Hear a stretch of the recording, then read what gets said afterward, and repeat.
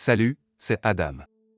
Regardez comment un jeune homme, après avoir perdu des êtres chers, devient le héros de la ville, adoré par tout le monde sauf par le père de sa petite amie. N'oubliez pas de souscrire. La scène d'ouverture du film nous présente un jeune garçon nommé Peter Parker, qui entre dans le bureau de son père pour découvrir le bureau en désordre. Son père rassemble rapidement des documents importants et part avec la famille. Les parents de Peter le laissent chez son oncle Ben et sa tante mais sans fournir d'explications. L'histoire passe ensuite quelques années plus tard, et nous trouvons Peter au lycée. Il est présenté comme intelligent mais introverti, essayant d'éviter les ennuis. Malgré ses efforts, il est harcelé par un camarade de classe nommé Flash et ses amis. Un jour, Peter intervient lorsqu'il voit Flash intimider un élève innocent. Cette action conduit Peter à se faire battre. Cependant, une autre camarade, Gwen Stacy, intervient pour arrêter la bagarre. Elle félicite Peter pour son courage, ce qui lui fait sourire. Plus tard dans la soirée, tandis que Peter et l'oncle Ben nettoient le sous-sol, Peter découvre la mallette de son père. En l'examinant, il trouve des documents et les consulte. Ces papiers révèlent que son père travaillait autrefois chez Oscorp avec un scientifique nommé le Dr Kurt Connors. Peter décide de rechercher davantage sur le travail de son père et apprend qu'il impliquait la génétique interespèce. De plus, il découvre des nouvelles sur la tragique mort de ses parents dans un accident d'avion. Le lendemain, Peter décide de visiter Oscorp pour en savoir plus sur son père et son travail. Pour obtenir l'accès, il vole l'identité d'un étudiant au hasard et se fait passer pour un stagiaire. Une fois chez Oscorp, il rencontre Gwen Stacy, une stagiaire senior travaillant sous la direction du Dr Kurt Connors. Gwen remarque Peter et lui demande pourquoi il est là. Peter, essayant de maintenir sa couverture, lui dit qu'il est intéressé par la science. Gwen ne révèle pas son identité réelle mais lui conseille de faire attention. Alors que Peter explore Oscorp, il croise un homme portant des documents avec les mêmes symboles que ceux qu'il a vus dans les papiers de son père. Peter décide de suivre cet homme et se retrouve dans une unité de développement de biocâbles. À l'intérieur, il observe une expérience impliquant des araignées radioactives génétiquement modifiées. Par curiosité, Peter perturbe accidentellement l'expérience, faisant tomber les araignées sur lui. L'une des araignées le mord au cou. Plus tard, dans le métro en rentrant chez lui, Peter est confronté à une bande de harceleurs. À sa surprise, il découvre qu'il a acquis des capacités surhumaines, y compris une force accrue, des sens aiguisés, de l'agilité et de la vitesse. Il esquive facilement les attaques des harceleurs. De retour chez lui, Peter s'examine dans le miroir et découvre une araignée radioactive toujours attachée à son cou. Le lendemain matin, Peter se rend compte qu'il a développé des pouvoirs similaires à ceux des araignées. Il décide de rendre visite au Dr Connors et révèle le nom de son père, Richard. Le Dr Connors explique qu'il travaillait avec Richard sur la génétique interespèce pour régénérer les membres perdus, le Dr Connors ayant perdu son membre droit dans un accident.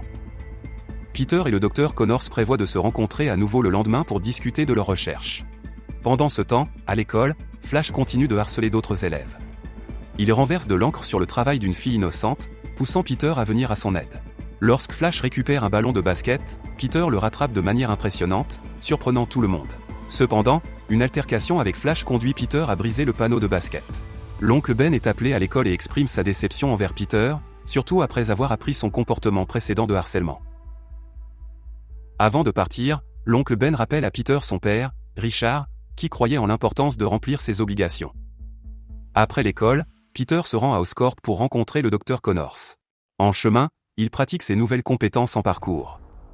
Chez Oscorp, le Dr Connors teste le processus de régénération des membres sur des souris en utilisant la formule fournie par Peter. À leur grande surprise, la formule fonctionne. De retour chez lui, Peter trouve l'oncle Ben qui l'attend.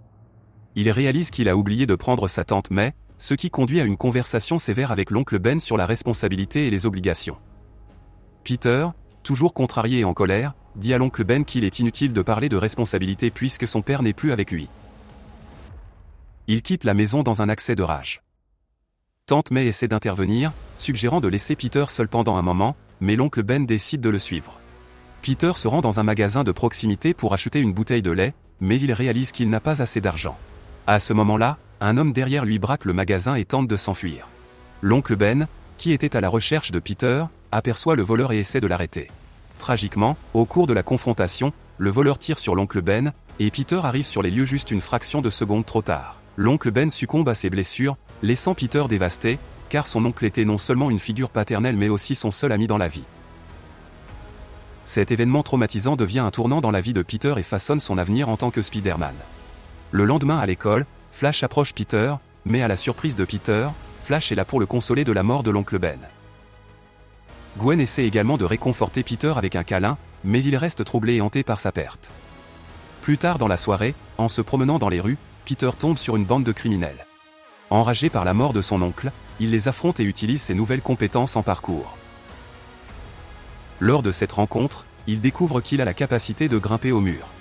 Cet événement l'inspire à affronter le monde criminel à la recherche du voleur qui a tué l'oncle Ben. En cours de route, il intervient également dans de nombreux crimes, devenant un héros local. Lors de l'une de ses interventions, Peter tombe dans un ring de lutte abandonné et trouve un masque de lutteur. Cette découverte lui donne l'idée de dissimuler son identité, alors il crée un masque pour lui-même. Peter, avec son intelligence et sa débrouillardise, conçoit un costume en spandex et attache des lance-toiles qu'il a lui-même conçues, devenant le justicier connu sous le nom de Spider-Man. Ses super pouvoirs et ses efforts pour combattre le crime attirent l'attention du public, qui commence à le surnommer Spider-Man. La police, dirigée par le capitaine George Stacy, le père de Gwen, croit que Spider-Man se fait justice lui-même et commence à le rechercher activement. Pendant ce temps, Peter poursuit ses activités de justicier en tant que Spider-Man. Un soir, alors qu'il s'occupe d'un voleur, la police le confronte sous la menace des armes. Cependant, Spider-Man parvient à s'échapper rapidement en utilisant ses capacités de balancement sur toile. De son côté, le Dr Connors est sous pression de son supérieur, le Dr Rajirata, pour commencer un essai humain pour leur expérience de régénération des membres, avec l'espoir de bénéficier aux personnes dans le besoin. Le Dr Connors, inquiet des risques impliqués, refuse de procéder aux essais humains. En réponse, le Dr Rata renvoie le Dr Connors et saisit la formule du médicament de régénération des membres.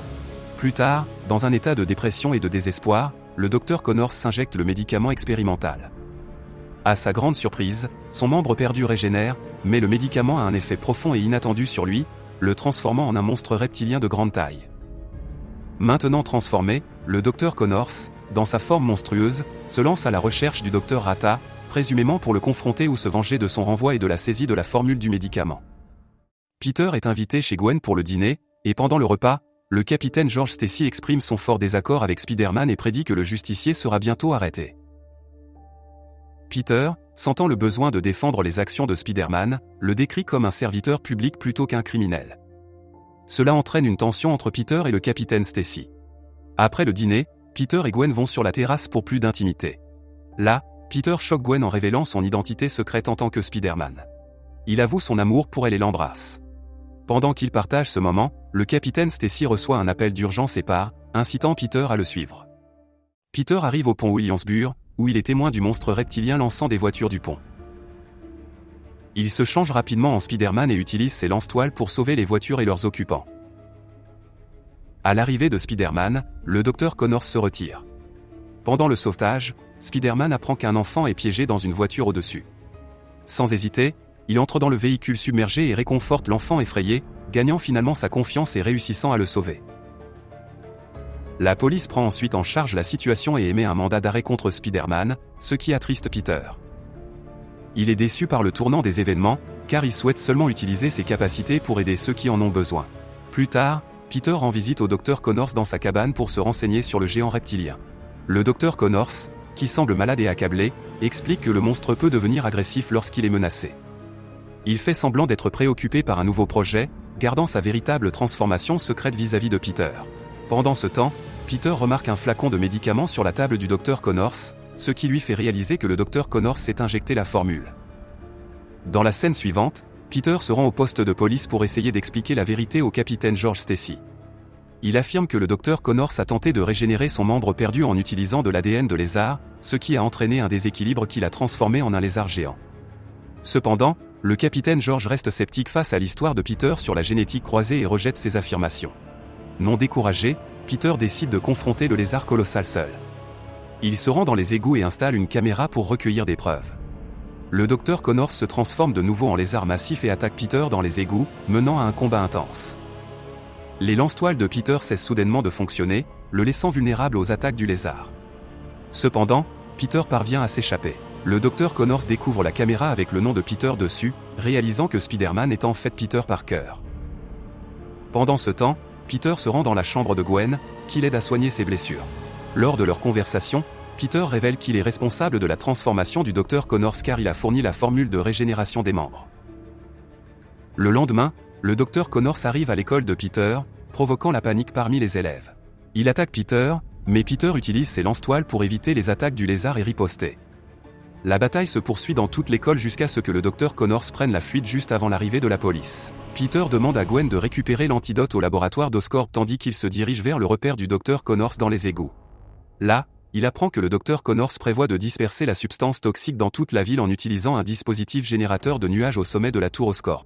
Alarmé par cette révélation, il donne des instructions urgentes à Gwen pour quitter le laboratoire car le docteur Connors est en route. Pendant ce temps, une unité de police est engagée dans une bataille pour arrêter le lézard, tandis qu'une autre unité dirigée par le capitaine George est déterminée à appréhender Spider-Man. Après un combat difficile, la première unité de police parvient finalement à maîtriser le lézard. Dans les scènes finales de l'histoire, il est révélé que le lézard possède des capacités de guérison super rapides qui infectent rapidement les autres policiers avec le médicament de régénération des membres.